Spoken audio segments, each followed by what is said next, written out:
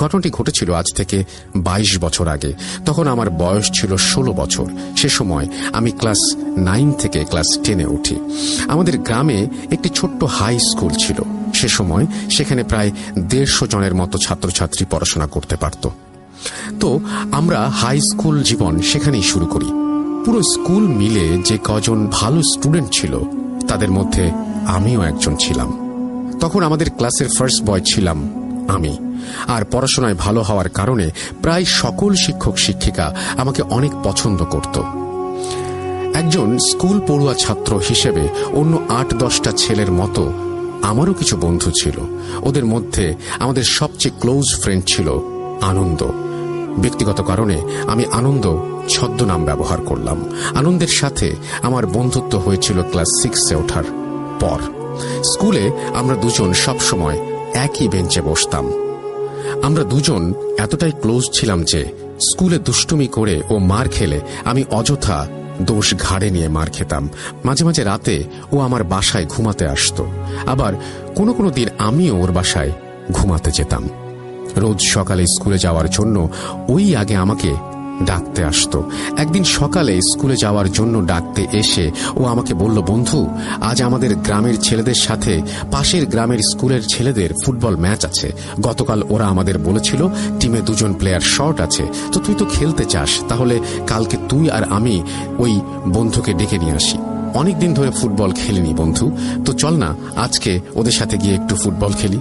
আর আমি তো কোনোদিন পুকুরে গোসল করিনি, তো আমার খুব ইচ্ছে আজকে খেলার পর পুকুরে গোসল করব। আমি বললাম আচ্ছা চল। এরপর ওর সাথে গেলাম, ফুটবলও খেললাম। খেলা শেষ হয়েছিল ঠিক দুপুর 1টায়। তারপর আমাদের গ্রামের সবচেয়ে বড় পুকুরটাতে গেলাম গোসল করতে। পুকুরে নেমে আমি সাঁতার কাটছিলাম, তো আমার সাঁতার কাটা দেখে ওরও খুব সাঁতার কাটতে ইচ্ছে হলো। আমাকে বলল, বন্ধু, আমি তো সাঁতার জানি না, তুই কি আমাকে একটু সাঁতার শিখিয়ে দিবি? আমি বললাম, আরে এটা কোনো ব্যাপার নাকি। এই বলে আমি ওকে সাঁতার শেখাতে লাগলাম। অ্যান্ড ফাইনালি ও হালকা সাঁতার শিখেও গেল। এরপর ওকে সাঁতার শিখিয়ে যখন আমি আমার কাপড় পরিষ্কার করছিলাম, তখন ও একা একা সাঁতার করতে করতে কিভাবে জানি না পুকুরের মাঝখানে চলে গেল। এর কিছুক্ষণ পরে পুকুরের মাঝখানে তাকিয়ে দেখি ও আর ওখানে নেই। আমি ওকে ডাকাডাকি করলাম, কিন্তু কোনো জবাব পেলাম না। এভাবে অনেক খোঁজাখুঁজির পর যখন আর কোনো উপায় খুঁজে পেলাম না, তখন চিৎকার দিয়ে কেঁদে উঠলাম। আর আমার চিৎকার শুনে পুকুরের আশেপাশে যারা ছিল তারা সবাই ছুটে এলো। তারা আমার কাছে সবকিছু শুনে সবাই পুকুরে নেমে খোঁজাখুঁজি করতে লাগলো। এভাবে 1 ঘন্টা পর পুকুরের অন্য পাড়ের এক কোণা থেকে একজন লোক আমার বন্ধুর মৃত লাশ উদ্ধার করল। এই দৃশ্য দেখে আমি সঙ্গে সঙ্গে জ্ঞান হারিয়ে ফেললাম। তারপর জ্ঞান ফিরে দেখি আমার বন্ধুকে কবরস্থ করার জন্য নিয়ে যাওয়া হচ্ছে। এই দৃশ্যটা দেখে আবারও কান্না করতে লাগলাম এবং ওর লাশটাকে আটকানোর জন্য ছুটে যাওয়ার চেষ্টা করলাম, কিন্তু আমাকে প্রায় 10 জনের মতো লোক ধরে রাখায় আমি কিছুতেই ওর কাছে যেতে পারিনি। সেদিন আমি রাত দিন 24 ঘন্টার মধ্যে প্রায় 10 ঘন্টাই কেঁদেছিলাম। 2 দিন ধরে খাওয়া দাওয়া সবকিছু বন্ধ করে দিয়েছিলাম। এভাবে 1 মাস কেটে গেল।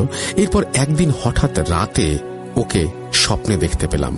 স্বপ্নেও আমাকে বলছিল, বন্ধু, তোকে ছাড়া আমি এখানে খুব কষ্টে আছি, আমি এখানে একা থাকতে পারছি না, তুই প্লিজ আমার কাছে চলে আয়। তারপর হঠাৎ করে আমার ঘুম ভেঙে গেল। আমি খুব ভয়ে চিৎকার দিয়ে ঘুম থেকে লাফিয়ে উঠলাম। আমার চিৎকার শুনে পাশের রুম থেকে বাবা মা দুজনেই ছুটে এলো। এরপর আমি ওদেরকে সবকিছু খুলে বললাম। ওনারা বললেন, তুই খারাপ স্বপ্ন দেখেছিস বাবা, ভয় নেই, আমরা তোর সাথে আছি। তারপর যাই হোক, সেদিনের সেই রাত কেটে গেল। এরপর 2 দিন সন্ধ্যাবেলায় যখন আমি বাজার থেকে বাড়ি ফিরছিলাম, তখন হঠাৎ করে মাঝপথে এসে মনে হলো কে যেন পেছনে কথা বলছে। আমাকে ছেড়ে যেও না, আমি তোমাকে নিতে এসেছি, তুমি আমার সাথে চলো। আমি এটা শুনে তৎক্ষণাৎ পেছনে ফিরে তাকাই, কিন্তু তাকিয়ে যে দৃশ্যটা দেখি সেটা দেখার জন্য আমি মোটেও প্রস্তুত ছিলাম না।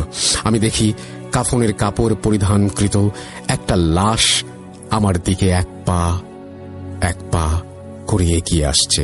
লাশটির পা আমাদের মতো স্বাভাবিক পা ছিল না। এটা দেখে আমি চিৎকার দিয়ে উঠি এবং খুব সজোরে বাড়ির দিকে দৌড় দেই। বাড়িতে পৌঁছে জ্ঞান হারিয়ে যায়। এরপর বাবা মা আমার মুখে পানি ছিটিয়ে বেশ কিছুক্ষণ পর আমার জ্ঞান ফেরায়।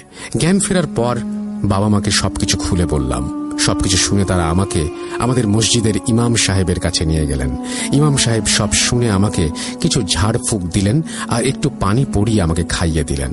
তারপর আমি বাবা মার সাথে বাড়িতে চলে আসলাম। সেদিন রাতে আমার খুব ভয় লাগছিল, তাই রাতে আমার বাবা মার সাথে ঘুমিয়েছিলাম। রাত আনুমানিক 1:30টার সময় হঠাৎ করে আমার রুমের বাইরে একটা আওয়াজ শুনতে পেলাম।